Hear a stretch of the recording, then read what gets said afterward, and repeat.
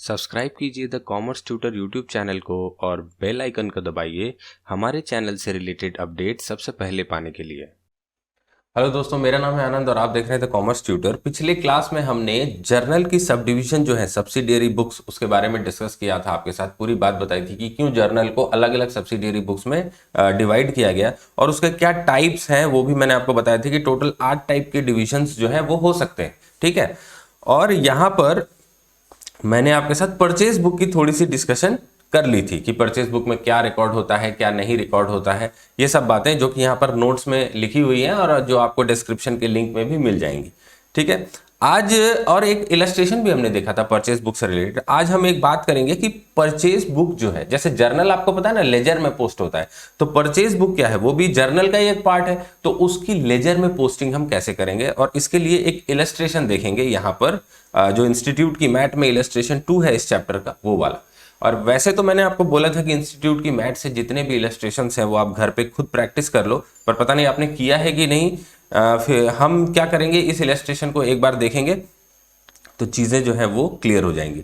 तो देखो यहाँ पर क्या लिखा है, enter the following transaction in the purchase book and post them into ledger. Okay, तो पोस्टिंग करने की बात कही गई है। तो पोस्टिंग कैसे करेंगे वो देखना है। डेट दिया हुआ है 2020 का अप्रैल 4 तारीख। ठीक है, purchase from Ajay enterprises Delhi.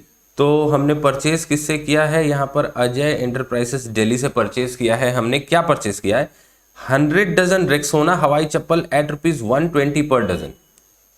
तो यहाँ पर लिखता हूँ 100 डजन एट ₹120 पर डजन। तो हो गया हमारा 12,000 रुपए का परचेज यहाँ पर रेक्सोना हवाई चप्पल का हो गया।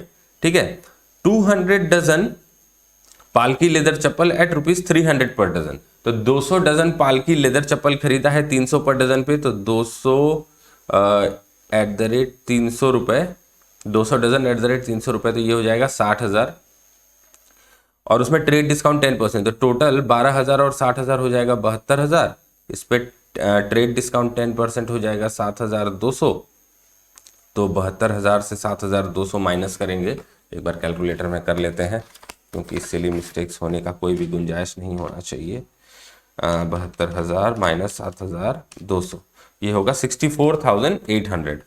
तो यहाँ पर 64,800। अच्छा, आपको मैं रिक्वेस्ट करूंगा कि जब भी आप क्लास देखने के लिए बैठो तो एक कॉपी और कैलकुलेटर जो है, आप हमारी क्लास के लिए एक सेपरेट कॉपी बना लो और कॉपी और कैलकुलेटर पेन ये सब साथ में लेके बैठा करो। ठीक है, तब फिर आपका भी जब क्लास देखते देखते आप खुद भी जब इलस्ट्रेशन सॉल्व करोगे ना, तो बाद में आपको ज्यादा टाइम देने की जरूरत नहीं होगी, साथ साथ भी आपका होता जाएगा।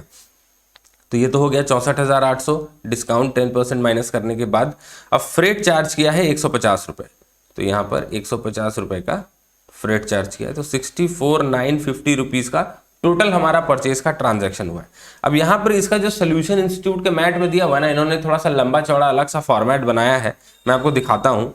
चलो ये जो है इसकी सोल्यूशन यहीं पर देख लेते हैं। इसको सॉल्व वैसे करने की अभी टाइम तो है नहीं, इस चैप्टर को हमको जल्दी खत्म करना है। तो देखो यहाँ पर 4 अप्रैल डेट दी हुई है, डेट के कॉलम में। ओके, पर्टिकुलर्स में सबसे पहले यहाँ पर जिससे हमने माल खरीदा है, जो सप्लायर है उसका नाम यहाँ पर लिखा हुआ है, देखो अजय एंटरप्राइजेस, और यहाँ पर आइटम्स लिखे हुए हैं 100 डजन चप्पल एट 120 पर डजन, अमाउंट कितना 12,000 यहाँ पर लिख दिया, और 200 डजन पालकी लेदर चप्पल एट 300 पर डजन, उसकी अमाउंट 60,000। तो टोटल अमाउंट देखो, ग्रॉस अमाउंट इन्होंने यहाँ पर 72,000 लिख दिया। ये यहाँ पर भी 12,000 और यहाँ पर 60,000 ऐसा लिख सकते थे। ओके, और यहाँ पर लेस ट्रेड डिस्काउंट करके 7,200 करके यहीं पर डायरेक्ट 64,800 आप कर सकते हो। ठीक है, ऐसा भी आप कर सकते हो। इतने सारे gross, trade discount, net price, इसका कॉलम बनाने की जरूरत नहीं है, सिर्फ एक रुपीस का कॉलम बना लो यहाँ पर, डिटेल्स का कॉलम, और वहां पर आप 60,000 इधर 60,000, सॉरी इधर 12,000 इधर 60,000, फिर 72,000 माइनस ट्रेड डिस्काउंट 7,200 कर लो। ठीक है, और नेट में यहाँ पर 64,800 इसी कॉलम में ला सकते हो, लेकिन इनका बनाने का तरीका अलग है। फ्रिट के लिए इन्होंने एक अलग कॉलम बनाया है, ये आप चाहे तो बना सकते हो क्योंकि लेजर पोस्टिंग में आपको आसानी हो जाएगी। ओके, अभी मैं दिखाऊंगा आपको कि इन्होंने लेजर पोस्टिंग कैसे की है। तो देखो यहाँ पर परचेज प्राइस आ गया डिस्काउंट घटाने के बाद 64,800 जैसा कि हमने कैलकुलेट किया था, और फ्रेट इसमें 150 रुपए ऐड कर दिया। फ्रेट के लिए इन्होंने एक अलग कॉलम बना दिया, क्योंकि फ्रेट जो है हमेशा ही परचेज करते समय आपको लगता है ना। और ये फ्रेट हमने पे नहीं किया है, याद रखना, ये फ्रेट जो है अजय एंटरप्राइजेस ने हमको चार्ज किया है सामान भेजने के लिए, तो ये पैसा जो है ना ये अजय एंटरप्राइजेस को भेजना है।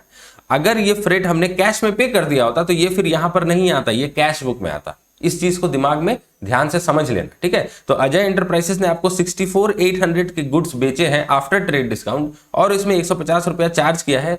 तो अब अजय एंटरप्राइजेस को हमको देना है 64,950 रुपए, ठीक है, इंक्लूडिंग फ्रेट। तो ये हो गई बात। इसके बाद बालाजी ट्रेडर्स दिल्ली का भी सेम टाइप से ट्रांजैक्शंस है और उस वैसे रिकॉर्ड किया गया है। और तृप्ति एंटरप्राइजेस बहादुरगढ़, इसका भी सेम टाइप से ट्रांजैक्शंस है, कुछ आइटम्स दी हुई हैं, उस पर ट्रेड डिस्काउंट है, माइनस करके फ्रेट ऐड कर दिया और यहां पर बैठा दिया। तो बिल्कुल सेम है, इसलिए मैं क्वेश्चन में देख के ये चीजें बार बार आपसे रिपीट नहीं करूंगा। ओके, अब यहां पर देखो जो चीज समझने वाली बात है, देखो ग्रॉस अमाउंट जो कॉलम है, ग्रॉस अमाउंट कॉलम का टोटल यहां पर है, ठीक है, ट्रेड डिस्काउंट कॉलम का टोटल यहां पर है, और नेट प्राइस जो है परचेज का, परचेज हमने जितने नेट में किया वो पैसा यहां पर दिया हुआ है। तो टोटल हमारा परचेज कितना हुआ आफ्टर ट्रेड डिस्काउंट, 1,26,000 का। और फ्रेट हमने पे किया, मतलब फ्रेट हमने अभी पे नहीं किया है, फ्रेट हमको लगेगा 450 रुपए का, पे करने पड़ेंगे इन सप्लायर्स को, अलग अलग सप्लायर्स को 450 रुपए। और टोटल अमाउंट कितना हुआ फ्रेट लेके, 1,26,457। लगता है इन्होंने टोटल में कुछ गड़बड़ कर दी है, यहाँ पर 1,26,000 है, इसमें 450 ऐड होने से 1,26,450 होगा, तो इन्होंने 457 कर दिया, तो यहाँ पर कुछ इन्होंने गड़बड़ कर दिया है। ओके, इसको हम एक बार पेन से 450 कर देते हैं, ठीक है, चलो ठीक कर दिया हमने। अब इसकी पोस्टिंग लेजर में कैसे करनी है, परचेज बुक तो आप लिख लोगे, ठीक है, ये बहुत ही ईजी है। परचेज बुक की पोस्टिंग कैसे करनी है, तो पोस्टिंग के रूल्स देखो। सबसे पहले देखो परचेज बुक की पोस्टिंग कहां कहां होगी वो मैं बता देता हूं। एक तो इसकी पोस्टिंग होगी आपकी परचेज अकाउंट जो होता है हमारा लेजर में, परचेज अकाउंट जो है लेजर में वहां पर, ठीक है, एक पोस्टिंग वहां पर होगी। दूसरी पोस्टिंग कहां पर होगी, दूसरी पोस्टिंग होगी हमारे जो सप्लायर्स के अकाउंट है लेजर में, सप्लायर्स अकाउंट इन लेजर, ये होगी दूसरी पोस्टिंग। और तीसरी पोस्टिंग एक होगी फ्रेट के लिए, क्योंकि यहां पर परचेज के साथ एक और खर्चा है हमारा, वो है फ्रेट, तो यहां पर फ्रेट अकाउंट, ठीक है, इन लेजर। तो फ्रेट अकाउंट जो होगा लेजर में वहां पर पोस्टिंग करेंगे। अब देखो एक चीज यहां पर टेक्निकलिटी है, वो समझने की जरूरत है कि यहां पर हमने total 3 items of purchase record किया है, ठीक है, 3 लोगों से अलग अलग। तो अप्रैल 2020 के महीने में हमने 3 लोगों से अलग अलग परचेज जो है, यहां पर देखो एक ये बालाजी ट्रेडर्स और एक तृप्ति इंडस्ट्रीज, 3 अलग अलग लोगों से परचेज रिकॉर्ड किया। लेकिन परचेज बुक से जो हम परचेज अकाउंट में ले जाएंगे ना ये पैसा लेजर में, वो टोटल अप्रैल 2020 का जो टोटल फिगर है परचेज का वो लेके जाएंगे। तो हमारा अप्रैल 2020 का टोटल फिगर कितना है, देखो नेट प्राइस जो है ट्रेड डिस्काउंट घटाने के बाद 1,26,000 आ रहा है। तो हम परचेज अकाउंट में जो पोस्टिंग करेंगे वो टोटल 1,26,000 की कर देंगे, तीनों को अलग अलग डेट्स में नहीं करेंगे। अब आप बोलोगे कि सर तीनों को अलग अलग डेट्स में क्यों ना करें सर, इसीलिए क्योंकि देखो परचेज बुक आप डिटेल्स में मेंटेन कर रहे हो। अब हर डिटेल को कॉपी पेस्ट लेजर में क्यों करना, जब हमारे पास परचेज बुक है ही, तो जब भी हमको डिटेल देखनी होगी कि अप्रैल 2020 में हमने कितना कितना परचेज किया, किससे किससे किया, क्या क्या आइटम्स थी, कितना ट्रेड डिस्काउंट मिला, वगैरह वगैरह चीजें, तो वो तो हम परचेज बुक खोल के देख ही सकते हैं, क्योंकि हमारे पास अब परचेज बुक अवेलेबल है अलग से, ठीक है। अब परचेज बुक से इंफॉर्मेशन मिल जाएगी, तो फिर पूरा कॉपी पेस्ट मेहनत को ज्यादा क्यों करना, एक बार में 1,26,000 एक महीने का जो फिगर है उसको आराम से आप परचेज अकाउंट में कैरी फॉरवर्ड करके ले जाओ। तो यहां पर देखो लेजर है, लेजर में जो परचेज अकाउंट यहां पर आपको दिख रही है उसमें देखो 30 अप्रैल के डेट में पूरे अप्रैल महीने के जो परचेजेस थे उसको 1,26,000 एक बार में पोस्ट कर दिया, लिख दिया to amount as per purchase book, ठीक है। तो परचेज अकाउंट हमारा एक नॉमिनल अकाउंट है, यानी कि एक्सपेंडिचर है। एक्सपेंडिचर जब परचेज करते हैं तो बढ़ता है, तो आपको पता है कि जब एक्सपेंडिचर बढ़ता है तो डेबिट साइड में रिकॉर्ड होता है। तो देखो परचेज अकाउंट के डेबिट साइड में ही हमने रिकॉर्ड किया है, लेकिन आइटम वाइज नहीं किया। हमने 3 परचेजेस की थी, हमने आइटम वाइज नहीं किया, हमने एक बार में परचेज बुक का जो टोटल है उसको यहां पर पोस्ट कर दिया, ठीक है। तो टोटल जो है पीरियड वाइज वो परचेज बुक से परचेज अकाउंट में पोस्ट होंगे। अब ये जो है सप्लायर्स की बात कर लेते हैं। ये पोस्टिंग जो कैसे होगी ये तो हमने देख लिया, ये वाली पोस्टिंग तो हमने देख ली, परचेज अकाउंट लेजर में कैसे पोस्ट होगा। अब सप्लायर अकाउंट में कैसे पोस्ट होगा ये देखना है। अब बोलो सप्लायर अकाउंट में भी हम टोटल पोस्ट कर दें क्या? क्या पॉसिबल है सप्लायर अकाउंट में टोटल पोस्ट करना? सर सप्लायर अकाउंट में कैसे टोटल पोस्ट करेंगे?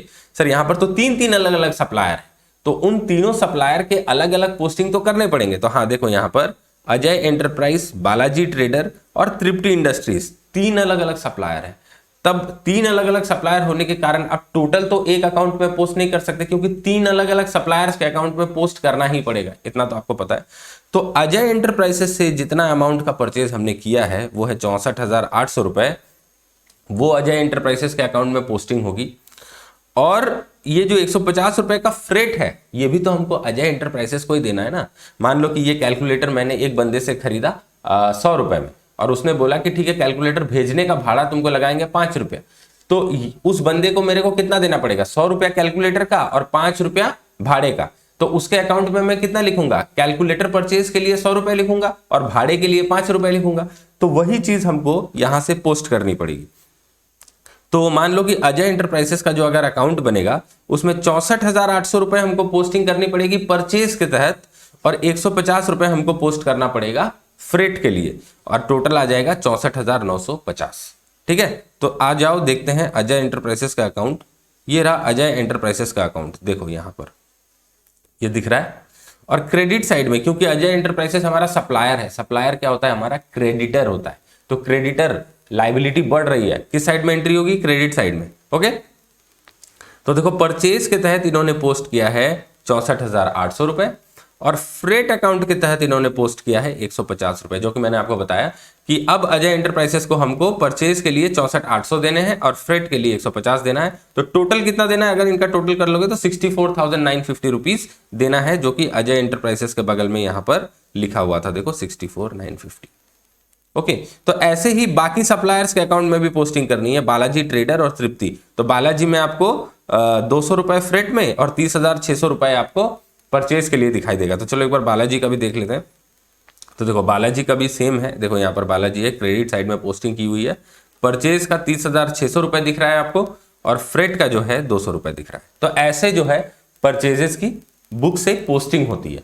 तो मैं आपसे रिक्वेस्ट करूंगा, देखो मैं यहां पर तो आपको बना के दिखा नहीं रहा हूं, बुक में जो सोल्यूशन है उसी को आपको दिखा दे रहा हूं। इंस्टीट्यूट की मैट है, फ्री में अवेलेबल है इंटरनेट पे, डिस्क्रिप्शन में लिंक मिल जाएगा, जाओ डाउनलोड करो और एक बार कम से कम अपने कॉपी में प्रैक्टिस करना, क्योंकि मुझे तो चीजें पता है, ठीक है, मुझे तो याद रह जाएंगी, पर आप अभी देखोगे और आधे घंटे बाद भूल जाओगे, जब तक आप खुद से अपने हाथ से ना कॉपी में नहीं बनाओगे। तो मैं बार बार कहता हूं कि प्रैक्टिस ही एक सोल्यूशन है, आपको सक्सेस दिलाएगा जो। तो प्रैक्टिस करते रहना। आप ये मत समझना कि सर ने सिर्फ ऐसे ही बोर्ड पे दिखा दिया तो हमारा भी सिर्फ देख के काम बन जाएगा, नहीं, आप साथ साथ सॉल्व भी करना इसको, ठीक है। वो इलस्ट्रेशन देख लेना और एक बार खुद से करने की कोशिश करना, तब आपका चीजें जो है दिमाग में बिल्कुल क्लियर हो जाएगा। और अगर नहीं हुआ तो मेरे को बताना कि सर आपने बोला था कि लिखने से सॉल्व हो जाएगा, पर नहीं हुआ। अगर नहीं हुआ तो आप कमेंट्स में बताना। मैं आपको गारंटी देता हूं कि आप अगर अपने हाथ से अपने पेन को चला के एक बार बना लोगे तो चीजें एकदम क्लियर हो जाएंगी, ठीक है। कैसे पोस्टिंग करनी है वो चीज आपको बिल्कुल समझ में आ जाएगी। तृप्ति इंडस्ट्रीज में भी देखो परचेज का फिगर और फ्रेट का फिगर यहां पर दिया हुआ है। अब फ्रेट के अकाउंट में कैसे पोस्टिंग करेंगे, देखो इस पूरे पीरियड में यानी कि अप्रैल 2020 का ये परचेज बुक हमने बनाया है, इस पूरे पीरियड में हमारा फ्रेट का टोटल खर्चा लगा था 450 रुपए। ओके, तो 450 रुपए हमारा अप्रैल 2020 में लगा था, इसको हम फ्रेट अकाउंट में एक साथ पोस्ट कर देंगे। कहां गया, देखो फ्रेट अकाउंट जो है वहां पर 450 रुपए हमने पोस्ट कर दिया। अगर आप चाहें तो परचेज अकाउंट और फ्रेट अकाउंट में भाग भाग करके भी पोस्ट कर सकते हैं, लेकिन ये कॉमन प्रैक्टिस नहीं है। इंस्टीट्यूट की मैट ने भी बोला है कि पोस्टिंग करने का जो तरीका बताया है उसमें यह बताया है कि जो परचेज बुक से आपको टोटल फिगर मिल रही है उस टोटल फिगर को आप डायरेक्ट परचेज अकाउंट में रिकॉर्ड कर दो, और फ्रेट की अगर कोई टोटल फिगर मिल रही है तो डायरेक्ट फ्रेट अकाउंट में डेबिट कर दो। देखो फ्रेट अकाउंट जो है ये एक एक्सपेंडिचर है, आपको पता है ना, ये हमारे लिए खर्चा है, क्योंकि परचेज जो हम करके ला रहे हैं सामान उसका भाड़ा हमको पे करना पड़ रहा है, तो हमारे लिए खर्चा है। तो खर्चा जब होता है तो डेबिट होता है, एक्सपेंसेस इंक्रीज होने से डेबिट किया जाता है। तो टोटल जो 450 रुपए के खर्चे लगे हैं हमको अप्रैल में चाहे अभी पे नहीं किए हैं पर ड्यू तो हो गए, लग तो गए, तो वो हमारा 450 रुपये हमने यहाँ पर रिकॉर्ड कर दिया। तो ये है पोस्टिंग का तरीका कि परचेज बुक से कैसे लेजर्स में पोस्टिंग किया जाता है। और सेम तरीका देखो यहाँ पर लिखा भी हुआ है, पोस्टिंग द परचेजेस बुक का पूरा तरीका जो है यहाँ पर मेंशन किया हुआ है, अब चाहे तो पढ़ लेना। अब सेम तरीका जो है ना वो अप्लाई होता है सेल्स बुक के लिए, सेल्स रिटर्न बुक के लिए, परचेज रिटर्न बुक के लिए, फिर और भी जो परचेज सेल्स से रिलेटेड बुक्स हैं उनके लिए सेम, मतलब purchase book, sales return, purchase return. और सेल्स रिटर्न, परचेज रिटर्न को आप रिटर्न आउटवर्ड और रिटर्न इनवर्ड बुक भी बोलते हो, ठीक है। सेल्स रिटर्न को बोलते हैं रिटर्न इनवर्ड क्योंकि हमारे पास रिटर्न आ रहा है, और परचेज रिटर्न को बोलते हैं रिटर्न आउटवर्ड क्योंकि हमारे यहाँ से माल रिटर्न जा रहा है। तो इन सब बुक्स में भी पोस्टिंग और रिकॉर्डिंग का सेम तरीका है, ठीक है। तो इसलिए मैं ज्यादा डिटेल्स में आपके साथ ये चीजें जो हैं ये डिस्कस करने वाला अब हूं नहीं, ये मैंने थोड़ा सा रफ वर्क किया था आपको पढ़ाने से पहले, ठीक है। इसको मैं थोड़ा मिटा देता हूं अभी, ओके। तो सेल्स बुक का भी सेम फंडा है, एकदम फास्ट बढ़ूंगा मैं, ठीक है। सेल्स बुक एक ऐसा रजिस्टर है जो क्रेडिट सेल्स को रिकॉर्ड करने के लिए बुक्स में बिजनेस में रखा जाता है। कैश सेल इसमें रिकॉर्ड नहीं होती है। कैश सेल कहां रिकॉर्ड होती है? कैश बुक में, okay. Credit sales of things other than goods, देखो सेल्स बुक में हम किस चीज की रिकॉर्डिंग करते हैं पता है? Credit sale of goods. तो गुड्स के अलावा अगर हम कुछ बेच रहे हैं, हमारे बिजनेस में एक डिलीवरी वैन है, गाड़ी है जिससे हम माल सप्लाई देते हैं, वो तो हमारा गुड्स नहीं है, पर वो पुराना खटारा हो चुकी है, उसको बेचना है, बेच दिया। अब उसको क्रेडिट में बेचा, मान लो अगर कैश में बेचते तब तो कैश बुक में चला जाता, क्रेडिट में बेचा तो किस में जाएगा? सेल्स बुक में जाएगा क्या? नहीं, वो जाएगा हमारे जर्नल प्रॉपर में, ठीक है। तो जो भी चीज हमारे 7 बुक्स में एडजस्ट नहीं हो सकती, उसको लिख नहीं सकते, उसको जर्नल प्रॉपर में हमको लिखना है, ठीक है। तो सेम तरीका है बिल्कुल। ये इलस्ट्रेशंस हैं, ये इलस्ट्रेशंस आप एक बार देख लेना होम में। जैसा परचेज था बिल्कुल सेम टू सेम वैसा ही सेल। जिस पार्टी को सेल किया है अब mister Gupta and Verma on credit, देखो यहाँ पर लिखा हुआ है 30 शर्ट्स 100 रुपीज पर शर्ट में, 20 ट्राउजर्स 1000 रुपीज पर ट्राउजर में, और ट्रेड डिस्काउंट उसको दिया अब हमने 10% का। तो ये चीज जो है ना ये यहाँ पर वैसे ही लिखनी है। देखो गुप्ता एंड वर्मा को हमने बेचा 30 शर्ट्स 800 में, 20 ट्राउजर 1000 में, ये फिगर्स यहाँ पर है, और ट्रेड डिस्काउंट 4400 माइनस कर दिया, तो टोटल 39,600 का सेल्स हमने रिकॉर्ड कर लिया। और यहाँ पर देखो एक चीज लिख देते हैं ये लोग, sale as per invoice number. तो ये चीज आप परचेज बुक में भी लिख सकते हो, ब्रैकेट में इनवॉइस नंबर लिख सकते हो, सेल्स बुक में भी आप इनवॉइस नंबर और डेट यहाँ पर डाल सकते हो, ओके। तो सेम टू सेम आप जब इलस्ट्रेशन देखोगे आपको पता चलेगा कि जैसे परचेज बुक में रिकॉर्ड की थी सेम टू सेम वैसे ही सेल्स बुक में भी रिकॉर्ड करना है, और पोस्टिंग भी बिल्कुल उसी तरह से करनी है, ठीक है। पोस्टिंग का तरीका भी यहाँ पर बताया हुआ है कि कैसे पोस्टिंग करनी है, आप एक बार पढ़ लेना, आपको पता चल जाएगा, ठीक है। जैसे मैंने परचेज बुक की आपको दिखाई बिल्कुल सेम तरीके से। और सेल्स रिटर्न और रिटर्न इनवर्ड और परचेज रिटर्न और रिटर्न आउटवर्ड भी बिल्कुल सेम तरीके से हैं। यहाँ पर जो इलस्ट्रेशंस दी हुई है वो आपको पढ़ लेनी है, ये इतना आपका होमवर्क है, ठीक है। अब हम थोड़ा सा डिस्कस करेंगे जर्नल प्रॉपर के बारे में। कहाँ गया जर्नल प्रॉपर? यस, देखो जर्नल प्रॉपर जो है ना उसको जनरल जर्नल भी बोलते हैं। अब यहां पर मैं आ जाता हूं, एक टर्म मैंने आपको बताना जो है पिछली बार शायद भूल गया था। यहां पर देखो हमने जर्नल के टोटल 8 सब डिविजन्स कर दिए। कितने किए? 8। एक यहां पर कैश बुक, 4 यहां पर परचेज सेल रिलेटेड, 2 यहां पर बिल्स ऑफ एक्सचेंज रिलेटेड, और 1 जर्नल प्रॉपर। तो टोटल 8 सब डिविजन्स हो गए। अब ये जो 7 हैं पहले वाले जो 7 हैं ये लोग स्पेशलाइज्ड जर्नल के बुक्स हैं, क्योंकि ये स्पेशल ट्रांजैक्शंस को रिकॉर्ड करते हैं, ठीक है। जैसे कि कैश बुक सिर्फ कैश और बैंक के ट्रांजैक्शंस को रिकॉर्ड करता है, और ये सब भी जो है अपने इंडिविजुअल नेचर के ट्रांजैक्शंस को रिकॉर्ड करते हैं। परचेज बुक परचेज को, सेल्स बुक सेल्स को, और जैसा जिसका नाम है वो वैसे ट्रांजैक्शंस को रिकॉर्ड करता है। तो इनको बोलते हैं स्पेशल जर्नल। स्पेशल जर्नल जो कि आपने अलग अलग स्पेसिफाइड कैटेगरी के ट्रांजैक्शंस को रिकॉर्ड करने के लिए खोले हैं, तो स्पेशल जर्नल। और ये जो बच गया एक बेचारा अकेला, वो रह गया वो मोटी जर्नल की किताब, ठीक है। तो एक मोटी जर्नल की किताब आपकी थी और आपने उसके कुछ भाग कर दिए अलग अलग ट्रांजैक्शंस को रिकॉर्ड करने के लिए। तो अलग अलग ट्रांजैक्शंस जो स्पेशल ट्रांजैक्शंस है वो तो स्पेशल जर्नल आपने बना दिए, और जो बचा रह गया ट्रांजैक्शन जिनको आप इसमें इन सब में रिकॉर्ड नहीं कर सकते, उसके लिए ये आपने बुक जो है जर्नल की जो पुरानी फॉर्मेट हमने सीखी थी वो आपने अभी भी खुली रखी है, इसको बोलते हैं जनरल। तो ये हो गया स्पेशल और ये हो गया जनरल, ठीक है, तो ऐसा भी आपको डिवाइड करके पूछा जा सकता है कि स्पेशल जर्नल्स कौन से हैं और जनरल जर्नल क्या होता है। तो जर्नल प्रॉपर को हम जनरल जर्नल भी बोलते हैं। ओके, अब इसमें हम लोग क्या क्या रिकॉर्ड करते हैं, देखो which entries are recorded in the general journal. उसमें होती है सबसे पहले ओपनिंग एंट्रीज। ओपनिंग एंट्रीज में क्या है, ओपनिंग एंट्रीज के बारे में देखो when books are started for the new year the opening balance of assets and liabilities are journalized. अब आपको याद होगा, एक सेकंड मुझे मेरे नोट्स में थोड़ा पीछे बढ़ने दो, कुछ नोट्स मैंने आपको पढ़ाया था, मुझे उन्हें खोलना है। हाँ देखो जब मैंने आपको जर्नल के बारे में इंट्रोडक्टरी लेक्चर्स लिया था, उस समय मैंने आपको क्या बताया था कि जर्नल से हम ट्रांजैक्शंस को पोस्ट करते हैं लेजर में, लेजर से हम बैलेंसेस एक्सट्रैक्ट करते हैं, और इन बैलेंसेस को क्या करते हैं हम साल के एंड में रेवेन्यू और एक्सपेंस से रिलेटेड जितने सारे भी होते हैं ना, रेवेन्यू, गेन्स, एक्सपेंसेस, लॉसेस, यानी कि नॉमिनल अकाउंट्स आप बोल लो एक तरह से, उनसे रिलेटेड जितने भी बैलेंसेस होते हैं उसको पीएल अकाउंट में ट्रांसफर कर दिया जाता है ताकि हम प्रॉफिट या लॉस निकाल सकें। हम प्रॉफिट लॉस कैसे निकालते हैं, रेवेन्यूज माइनस एक्सपेंसेस करके ही तो प्रॉफिट या लॉस निकालते हैं ना। तो इन सारे अकाउंट्स का बैलेंस जो है पीएल अकाउंट में, प्रॉफिट एंड लॉस अकाउंट में ट्रांसफर कर दिया जाता है। ठीक है, ये हो गई बात। लेकिन एसेट्स और लाइबिलिटीज जो है वो तो हमारे बिजनेस में खत्म नहीं हुए, वो तो चलते रहेंगे, वो तो नेक्स्ट पीरियड में कैरी फॉरवर्ड होके जाएंगे। तो उनका जो क्लोजिंग बैलेंस है वो बैलेंस शीट में दिखता है और वो नेक्स्ट ईयर में ट्रांसफर हो जाता है और नेक्स्ट ईयर का वो बन जाता है ओपनिंग बैलेंस। जैसे कि ये कैलकुलेटर मान लो, ये कैलकुलेटर नहीं, मेरे बिजनेस का एक बहुत बड़ा मशीन है और साल के एंड में डिप्रिसिएशन वगैरह चार्ज करने के बाद इसकी वैल्यू रह गई 1,00,000 रुपए। ओके, अब अगले साल जब हम अपनी बुक्स ऑफ अकाउंट्स, आपको पता है ना कि दिवाली में जब पूजा होती है तो हम नए बही खाता जो है वो स्टार्ट करते हैं। तो नए बुक्स ऑफ अकाउंट्स जब हम स्टार्ट करेंगे, एक ही बुक्स ऑफ अकाउंट्स अगर हम हर साल यूज करने लगे तो उसकी थिकनेस कितनी मोटी हो जाएगी आप सोचो। ठीक है, तो हम क्या करते हैं कि हर साल नया बही खाता जो है गणेश जी की पूजा करके स्टार्ट करते हैं। तो उन नए बही खाता में हमको अब मेरे जो बिजनेस के एसेट्स है, मान लो कि इस मशीन की बात जो मैं कर रहा था, ये जो मशीन है मेरे बिजनेस में, इसकी वैल्यू तो हमको पिछले साल से खींच के लानी पड़ेगी ना इस साल। तो वो जो हम वैल्यू देखो यहां पर बैलेंस शीट से ट्रांसफर कर देते हैं as opening balance of the next year, उसके लिए हम एक ओपनिंग जर्नल एंट्री पास करते हैं, उसको बोलते हैं ओपनिंग एंट्री।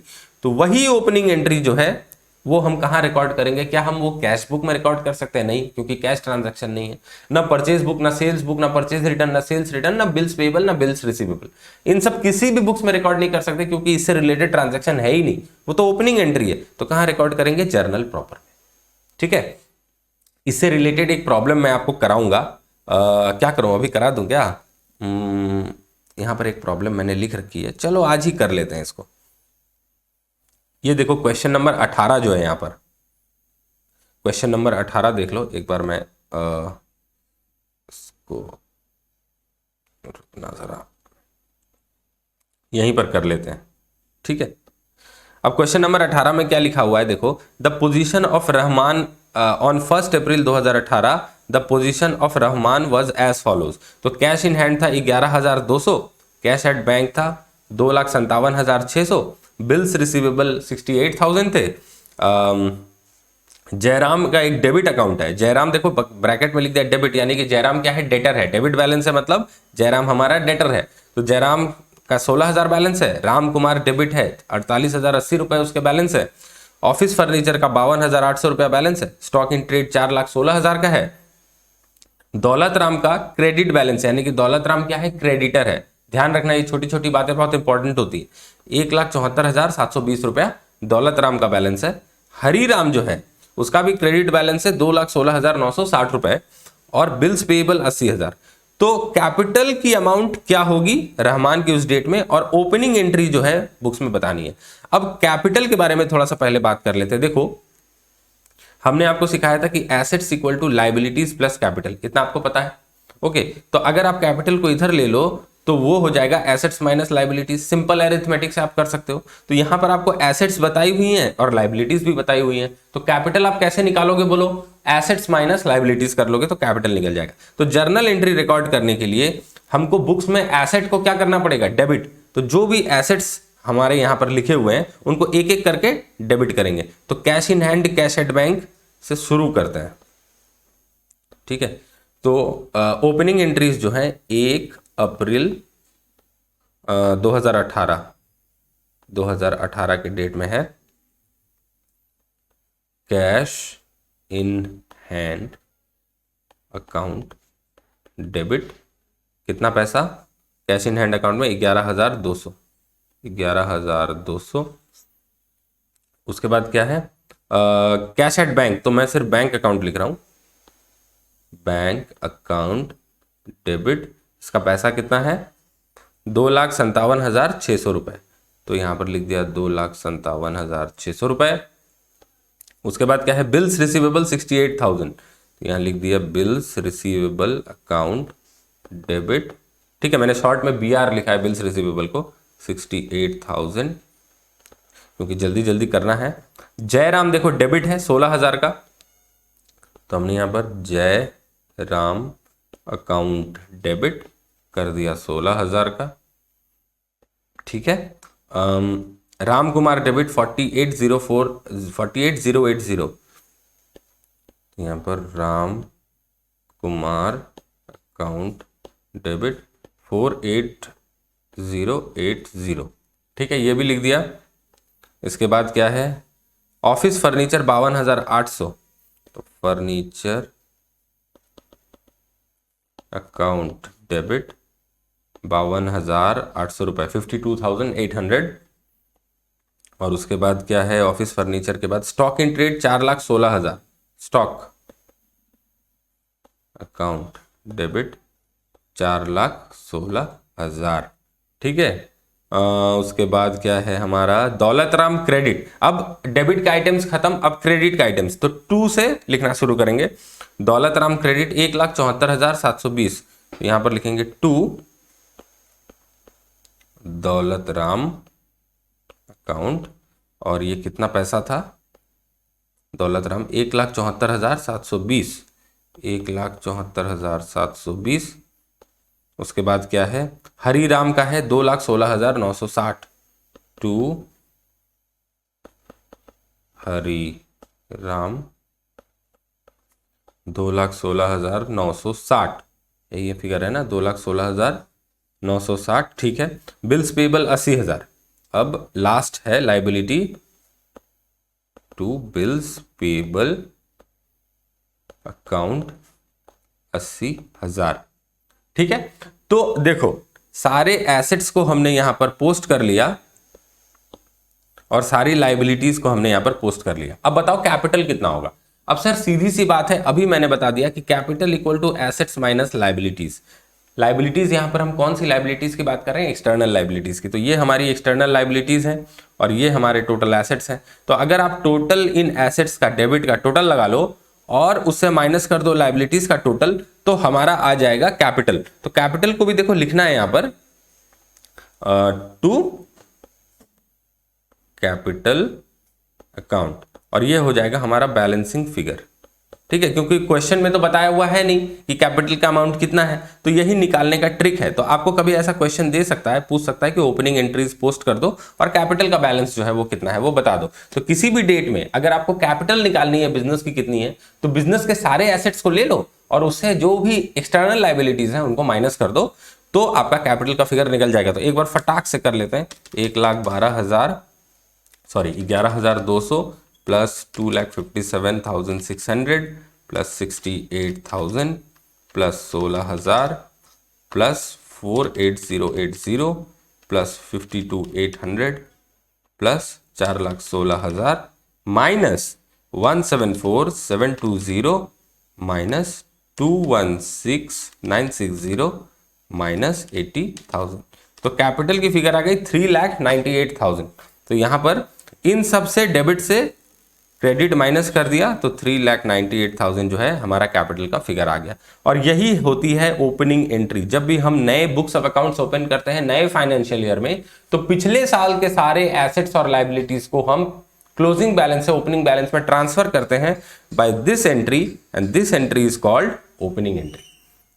तो ये जो ओपनिंग एंट्री है इसमें सारे एसेट्स को हमने कर दिया डेबिट। जो भी बुक्स में पिछले साल क्लोजिंग के समय जो भी बुक्स में बैलेंस शीट में एसेट्स अवेलेबल थी, सबको हमने फिर से बुक्स में ताजा खड़ा कर दिया डेबिट करके, नए बुक्स में डेबिट कर दिए हैं। तो आप बोलोगे कि सर बुक्स में तो ऑलरेडी डेबिटेड थी ही। देखो बेटे, बुक्स में जो डेबिटेड थी वो तो पिछले साल की बुक्स थी, उनको तो बंद करके आपने रख दिया।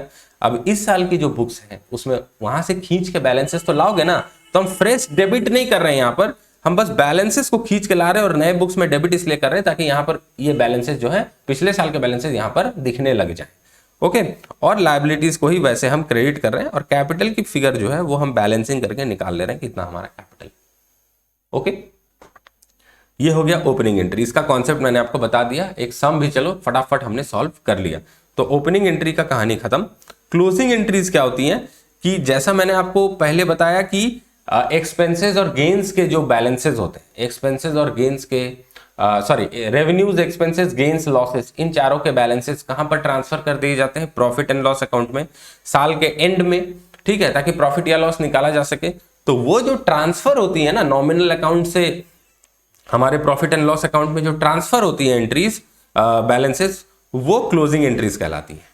समझ में आ गई बात? साल के एंड में आपका रेंट का, वेजेस का, कैरेज का, परचेजेस का, सेल्स का, ठीक है, सैलरीज का, जितना भी खर्चा आपका हुआ था वो सारे कहाँ ट्रांसफर कर देंगे? प्रॉफिट एंड लॉस अकाउंट में, ताकि आप रेवेन्यूज माइनस एक्सपेंसेस करके प्रॉफिट लॉस निकाल सको।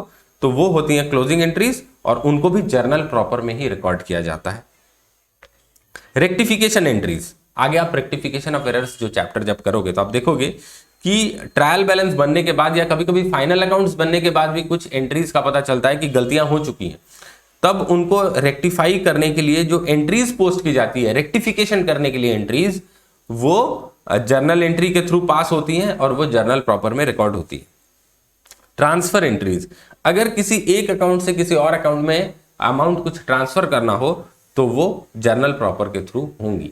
ठीक है, इसका एग्जाम्पल मैं आपको एक बता देता हूं। मान लो कि श्याम आपका एक डेटर है और आपने श्याम से कुछ सामान भी खरीदा। ठीक है, मान लो कि श्याम आपका एक डेटर है, वो एक कस्टमर है आपका, ठीक है, और आपने श्याम से कुछ ऑफिस के लिए मान लो कि कुछ फर्नीचर खरीद लिया। श्याम की एक फर्नीचर की भी दुकान है, आपने वहां से फर्नीचर खरीद लिया। तो कुछ पैसे आपको श्याम से मिलने हैं और कुछ पैसे आपको श्याम को देने। ठीक है, तो आप क्या करोगे? एक बार श्याम से पैसे लोगे, दूसरे बार उसको थोड़ी ना ऐसे दे दोगे। आप क्या करोगे कि भाई खाता बुक्स में हिसाब जो है वो मेंटेन कर लोगे उसी तरह से। मान लो कि मुझे श्याम से अगर 1 लाख लेने हैं और मुझे उसको 10,000 देने हैं, तो आप नेट में उससे 90,000 ही लोगे। तो आपके बुक्स में श्याम का एक कस्टमर अकाउंट भी होगा और श्याम का एक क्रेडिटर अकाउंट भी होगा। ठीक है ना? तो आप क्या करोगे कि जब आप पेमेंट उसे तो रियलाइज नहीं कर रहे हो, सेट ऑफ कर रहे हो, तो सेट ऑफ करने के लिए कुछ अमाउंट श्याम के कस्टमर अकाउंट से श्याम के क्रेडिटर वाला जो अकाउंट है उसमें जब ट्रांसफर करोगे तो वो हो जाएगा आपका ट्रांसफर एंट्री। समझ में आ गया? एडजस्टिंग एंट्रीज, एडजस्टिंग एंट्रीज क्या होती है? अब आपको पता है कि एक्रूवल बेसिस जब हम फॉलो करते हैं तो हम अकाउंटिंग पीरियड से रिलेटेड ही सारे इनकम्स और एक्सपेंडिचर्स को करंट अकाउंटिंग पीरियड में रिकॉर्ड करते हैं। अब आपको पता चला कि कोई एक ऐसी एक्सपेंडिचर है जो आपने पे की है लेकिन उसका पूरा बेनिफिट अभी तक आपने उठाया नहीं है। जैसे कि क्या होता है, मान लो कि इंश्योरेंस का प्रीमियम आपने पे किया है, ठीक है, लेकिन आपको पता चला कि जितना प्रीमियम आपने पे कर रखा है उसका बेनिफिट आपको अकाउंटिंग ईयर खत्म होने के बाद और 3 महीने और मिलने वाला है। तो 3 महीने का अमाउंट तो आपका प्रीपेड है, पहले से आपने पे कर रखा है, जिसका बेनिफिट नहीं मिला, तो उसके लिए आपको एडजस्टमेंट एंट्री लेनी पड़ती है। तो एडजस्टमेंट एंट्री कहां पर लेनी पड़ती है? आउटस्टैंडिंग एक्सपेंसेस के लिए लेनी पड़ सकती है, प्रीपेड एक्सपेंसेस के लिए, इंटरेस्ट ऑन कैपिटल वगैरह होता है, जब पार्टनरशिप वगैरह में आएंगे तब पता चलेगा आपको। डेप्रिसिएशन के लिए एडजस्टमेंट एंट्री, देखो डेप्रिसिएशन में हम कोई कैश पे नहीं कर रहे होते, ठीक है, हम एक एस्टिमेट लगाते हैं कि हमारे एसेट की वैल्यू में इतनी गिरावट हुई है और उसको एक एक्सपेंडिचर के तौर पे बुक कर लेते हैं। पर क्या वहां पर कोई कैश पेमेंट हो रही है क्या? बिल्कुल भी नहीं। तो कैश पेमेंट जब नहीं हो रही है तो उसको कहां रिकॉर्ड कर सकेंगे? कैश बुक में तो रिकॉर्ड करेंगे नहीं, परचेज सेल तो है नहीं, परचेज सेल रिटर्न भी नहीं है, तो उसको जर्नल प्रॉपर में ही रिकॉर्ड करना पड़ेगा। आउटस्टैंडिंग एक्सपेंसेस, अगर कोई एक्सपेंसेस आपकी ड्यू हो गई पर पेमेंट नहीं किया है तो उसको तो कैश बुक में रिकॉर्ड नहीं कर सकेंगे क्योंकि पेमेंट तो किया ही नहीं है, तो कहां रिकॉर्ड करेंगे? जर्नल प्रॉपर में। तो इन सब चीजों को एडजस्टिंग एंट्रीज बोलते हैं और इनको जर्नल प्रॉपर में रिकॉर्ड किया जाता है। कभी कोई बिल्स अगर आपकी डिसऑनर हो गई तो उसको जर्नल प्रॉपर में रिकॉर्ड किया जाता है, उसको बिल्स पेबल, बिल्स रिसीवेबल में रिकॉर्ड नहीं कर सकते। ठीक है, ये सब टेक्निकल हैं, ये सब बाद में डिस्कस करेंगे आपके साथ डिटेल्स में। मिसलेनियस एंट्री, अब कुछ मिसलेनियस एंट्री हैं जो जर्नल प्रॉपर में रिकॉर्ड होती हैं, जैसे कि credit purchase of things other than goods.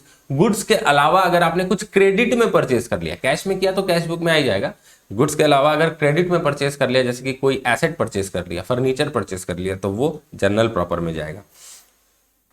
ठीक है, उसके बाद देख लो, ये सब उतना इंपॉर्टेंट नहीं है। BC, अगर कोई कस्टमर से पैसा मिलना था लेकिन वो इनसॉल्वेंट हो जाता है तो बैड डेट्स हो जाते हैं, यानी कि हमारा जो पैसा मिलना था वो नहीं मिलेगा, तो एक लॉस हो गया। तो इस लॉस को कहाँ रिकॉर्ड करोगे? इसको रिकॉर्ड करना पड़ेगा आपको जर्नल प्रॉपर में।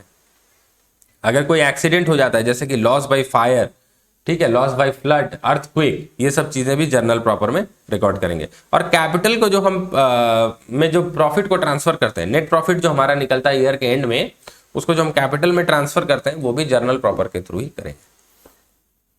ओके, तो यहाँ पर देखो कुछ इलस्ट्रेशंस और दी हैं। परचेज रिटर्न बुक बनाने के लिए आपको बोला गया है, ये सब चीजें जो हैं वो बोली गई हैं, तो इनको आप देख लेना। मैं बार बार आपसे रिक्वेस्ट कर रहा हूं कि जितनी भी इलस्ट्रेशंस, टोटल देखो इस किताब में, इस चैप्टर में सिर्फ 6 इलस्ट्रेशंस है, एक बार आप प्रैक्टिस कर लेना अपनी कॉपी में, ठीक है। इसके बाद ये चैप्टर जो है खत्म। इसके बाद जो है हम सबसे इंपॉर्टेंट जो सब्सिडियरी बुक था यहाँ पर, कौन सा, कैश बुक, इससे रिलेटेड प्रॉब्लम्स क्वेश्चन एग्जाम में आ सकते हैं। कैश बुक को देखेंगे, इसमें 3 टाइप के कैश बुक होते हैं। अगले लेक्चर से हम कैश बुक की डिस्कशन स्टार्ट करेंगे। अभी थोड़ा सा एक बार ये देख लेते हैं, test your knowledge, true false वाला कम से कम देख लेते हैं। चलो, अब देखो यहाँ पर ट्रू या फॉल्स बताना है, ठीक है। ये चीज मैंने की नहीं है आपके साथ पहले, जिसको समझ में आ गया वो लेक्चर बंद भी कर सकता है, जिसको आगे देखना है वो ये चीज देख भी सकता है। Transactions recorded in the purchase book include only purchase on credit transactions. जो भी ट्रांजैक्शन हम परचेज बुक में रिकॉर्ड करते हैं उसमें सिर्फ क्रेडिट परचेज वाले ट्रांजैक्शन से हम रिकॉर्ड करते हैं। तो क्या ये सही है या गलत है, बोलो।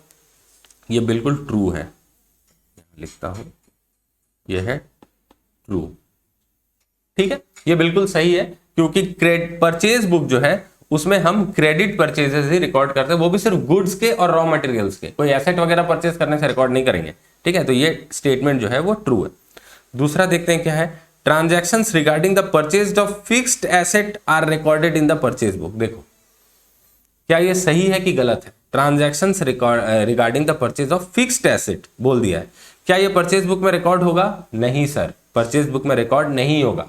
फिक्स्ड एसेट से रिलेटेड जो परचेज है वो कैश में हुई तो कैश बुक में रिकॉर्ड होगा, और अगर क्रेडिट में फिक्स्ड एसेट परचेज किया है तो कहां रिकॉर्ड होगा? जर्नल प्रॉपर में। तो यहां पर ये जो स्टेटमेंट है वो फॉल्स है। तीसरा, cash sales are recorded in the sales book. Cash sales are recorded in the sales book, सही है कि गलत है, बोलो। गलत है, क्योंकि कैश सेल जो है वो तो कैश बुक में रिकॉर्ड होता है, ठीक है, सिर्फ क्रेडिट सेल सेल्स बुक में रिकॉर्ड होता है। तो यहां पर ये स्टेटमेंट जो है ये फॉल्स है।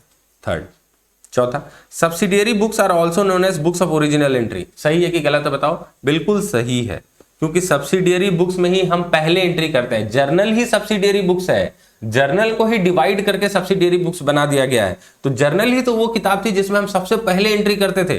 तो सब्सिडियरी बुक्स तो जर्नल का ही डिवीजन है, तो वो भी, उनमें भी पहली एंट्री ही होती है। तो ये बात जो है वो बिल्कुल ट्रू है। पांचवा point, bills receivable book is a subsidiary book. Bills receivable book is a subsidiary book, true, ठीक है। ये तो मैंने आपको बता ही दिया। टोटल 8 जो प्रकार है उसमें एक बिल्स रिसीवेबल और एक बिल्स पेएबल भी होता है। Return inward book is also known as purchase return book. बोलो ये सही है या गलत है, बोलो बोलो बोलो, सोचो थोड़ा दिमाग में, आंसर तो मैं बताऊंगा ही। देखो रिटर्न इनवर्ड कब होता है? रिटर्न्स इनवर्ड मतलब बिजनेस में आपका सामान जो है वापस आ रहा है, ठीक है। तो बिजनेस से सामान जाता कब है? जब आप सेल करते हो। तो रिटर्न कब आएगा? जब आप सेल रिटर्न करोगे तब। अब यहां पर क्वेश्चन में क्या बोला है कि return inward book is also known as purchase return book. क्या रिटर्न इनवर्ड परचेज रिटर्न है? जब हम परचेज रिटर्न करते हैं तो क्या होता है? परचेज जब करते हैं तो माल बिजनेस में आता है, और जब रिटर्न करते हैं तो माल बाहर जाता है। तो परचेज रिटर्न क्या होगा? Return outward. रिटर्न इनवर्ड क्या है? सेल्स रिटर्न है। तो ये स्टेटमेंट जो है ये false. Okay, purchase of a second hand machinery will be recorded in purchase book. सही कि गलत, बोलो। बिल्कुल गलत, क्योंकि परचेज बुक में हम गुड्स और रॉ मटेरियल की परचेज रिकॉर्ड करते हैं।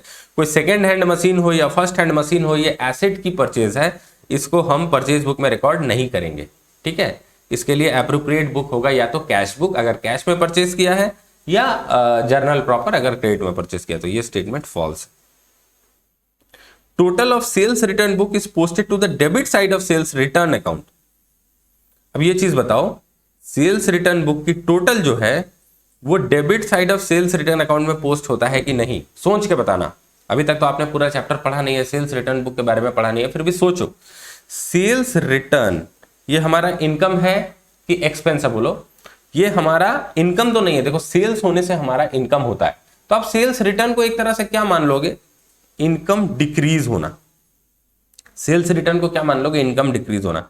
इनकम जब भी डिक्रीज होता है तो मॉडर्न अप्रोच के हिसाब से इनकम जब होती है, बढ़ती है, तो हम करते हैं क्रेडिट, लेकिन इनकम जब डिक्रीज होती है तो हम क्या करते हैं? डेबिट। ठीक है ना? तो सेल्स रिटर्न की जो भी बैलेंस होगी वो हमेशा डेबिट बैलेंस होगी। अब देखो, सेल्स रिटर्न बुक का जो टोटल है, यानी कि उसका टोटल मतलब क्या? टोटल सेल्स रिटर्न आपने कितना किया है, वो अमाउंट क्या अमाउंट होगा? डेबिट अमाउंट कि credit amount? Obviously debit amount होगा, क्योंकि सेल्स रिटर्न जो है वो एक इनकम कम रही है उसके कारण। आप एक्सपेंस तो नहीं बोल सकते सेल्स रिटर्न को, आप बोल सकते हो कि इनकम कम हो रही है। तो इनकम जो कम हो रही है तो वो हमेशा क्या होगा? डेबिट होगा। तो डेबिट जो होगा, तो सेल्स रिटर्न बुक का जो बैलेंस होना चाहिए, टोटल होना चाहिए, वो डेबिट बैलेंस होना चाहिए। तो वो सेल्स रिटर्न अकाउंट के डेबिट साइड में पोस्ट होगा। तो ये स्टेटमेंट बिल्कुल सही है। सेल्स रिटर्न बुक का जो पोस्टिंग है वो तो सेल्स रिटर्न अकाउंट में ही पोस्ट होगा, तो सेल्स अकाउंट में पोस्ट नहीं होगा। तो यहां पर जो भी स्टेटमेंट लिखा हुआ बिल्कुल ट्रू है। ठीक है? नौवां, if the sales are on a frequent basis the transactions are recorded in the sales book. ये भी ट्रू है। अगर आपकी फ्रीक्वेंट सेल्स हो रही हैं तो ट्रांजैक्शंस को सेल्स बुक में रिकॉर्ड करते हैं। वरना अगर एक दो सेल्स ही हो रही है महीने में, अब मान लो कि किसी का ट्रैक्टर बेचने का दुकान है, मैं आपको एग्जांपल देता हूं। ट्रैक्टर बेचते हो आप, क्या बेचते हो? ट्रैक्टर। तो ट्रैक्टर या गाड़ियां बेचते हो, आपकी गाड़ी की शोरूम है, ठीक है, वो भी बहुत बड़े शहर में नहीं है, छोटे से गांव में ही है, तो महीने में 2 से 3 गाड़ियां ही बिकती हैं। ठीक है? तो परचेज भी कितनी करते होगे? शोरूम से आती भी होंगी 2 से 3।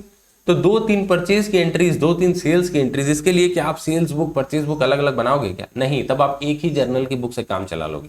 जब आपके ट्रांजैक्शंस, अगर आपका किराना का दुकान है, दिन भर में हजारों लाखों ट्रांजैक्शन हो रहे हैं, मान लो बिग बाजार है आपका, तो उस केस में आप जो है सेल्स बुक, परचेज बुक अलग अलग मेंटेन करोगे। वैसे बिग बाजार में तो पूरी कंप्यूटराइज्ड अकाउंटिंग होती है, वहां पर तो मोटे मोटे बुक्स लेके कोई बैठते नहीं है, लेकिन कॉन्सेप्ट जो है वो सेम है। अगर आप अलग डिवीजन भी मेंटेन करो या आप सेम बुक ही मेंटेन करो, कॉन्सेप्ट सेम है, बस सहूलियत के लिए किताब को डिवाइड कर देते हैं। तो ये ट्रू होगा।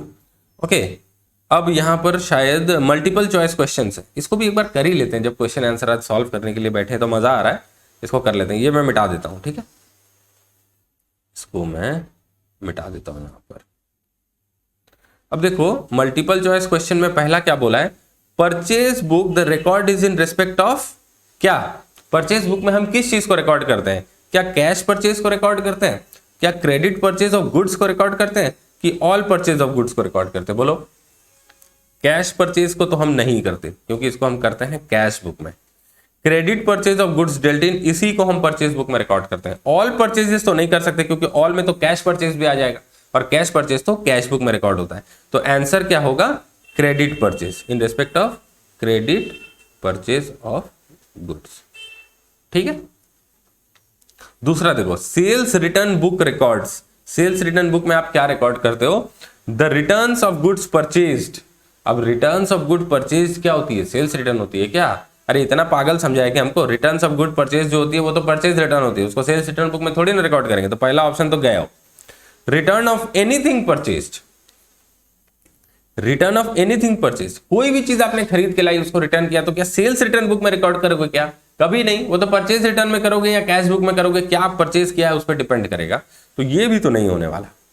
तीसरा क्या पॉइंट है? Return of goods sold. देखो, गुड्स सोल्ड सेल की बात कर रही है, उसका रिटर्न का बात कर रहा है, तो सेल की रिटर्न ही तो सेल्स रिटर्न बुक में पोस्ट करेंगे। और वो क्या? गुड्स, कोई भी चीज जो बेची उसका रिटर्न जो है सेल्स रिटर्न बुक में पोस्ट नहीं करेंगे। ये चीज है ना, गुड्स की सेल की ही रिटर्न जो है उसको सेल्स रिटर्न बुक में पोस्ट करेंगे। तो ये सही आंसर होगा।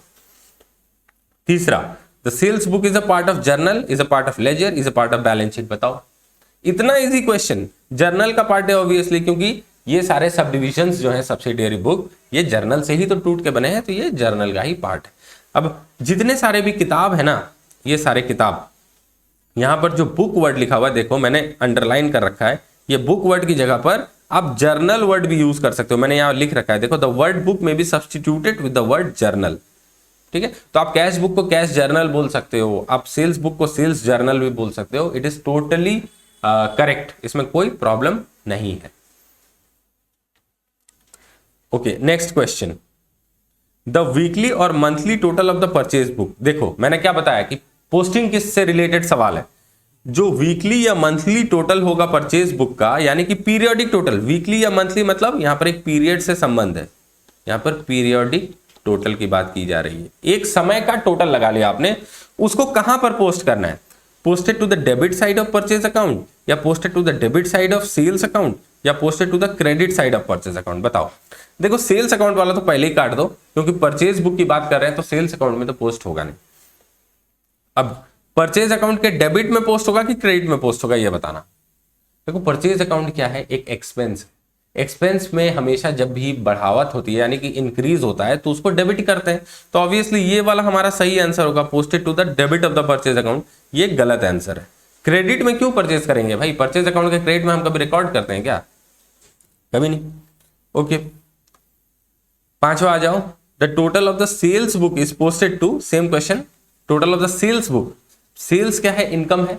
सेल्स जो हो रही है, सेल्स बुक की टोटल क्या है, टोटल सेल की फिगर ही तो है, सेल हमारी इनकम है। इनकम क्या होती है, हमेशा क्रेडिट, तो वो सेल्स अकाउंट के क्रेडिट में पोस्ट करेंगे। ठीक है, कैपिटल अकाउंट, परचेज अकाउंट, ये सब गलत सलत है आंसर। सेल्स अकाउंट के क्रेडिट साइड में इसको पोस्ट करेंगे।